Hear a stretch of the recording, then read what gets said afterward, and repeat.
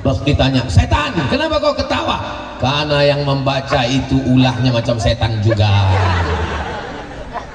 Dia sudah melanggar kode etik, sesama setan dilarang saling mengusir.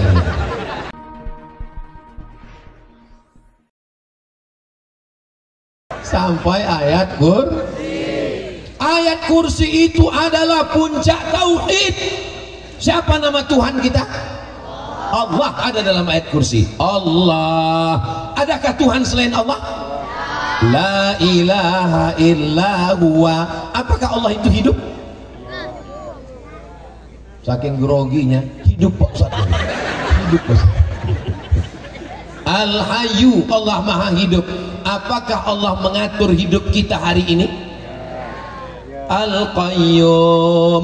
Apakah Allah itu mengantuk, lesu, letih, letoy, loyo, lunglai? La ta'khudhuhu sinatun wa la nawm. Siapa pemilik langit dan bumi? Lahu ma fis samawati wa ma fil ard. Adakah yang bisa menolong saya kalau Allah tidak izin? Man dzalladzi yashfa'u 'indahu illa biiznih. Apakah Allah tahu kalau adik-adik menipu ayah dan ibu? Tahu. Ya'lamu ma baina aydihim wa ma khalfahum wa la yuhituna bi syai'in min 'ilmihi illa bima syaa'. Apakah Allah kuasa? Wasi'a kursiyyuhus samawati wal ard. Sulitkah Allah mengasih makan cacing dalam tanah? Wala ya'uduhu hifzuhuma wa huwal aliyyul azim. Itulah makanya kalau dibaca ayat kursi, kuat tauhid kita, kuat akidah kita, kuat iman kita, setan jadi lemah. Betul? Ah, saya nggak percaya Pak Ustaz.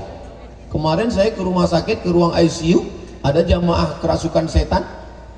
Saya bacakan ayat kursi, Allahu la ilaha illa huwal hayyul qayyum la ta'khudhuhu sinatun wa la nawm. Diludahinya muka saya Pak Ustaz. Kata Ustaz Somad, kalau dibacakan ayat kursi setannya lari, ini malah setannya ketawa.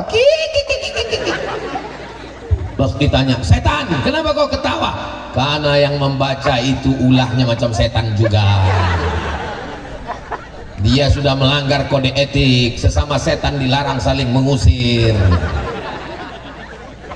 Jadi bukan masalah gunnya, tapi man behind the gun. Bukan masalah ayatnya, ayatnya betul, tapi orangnya yang tak betul. Maka betulkan diri kita, kita baca ayatnya, maka setanlah Umar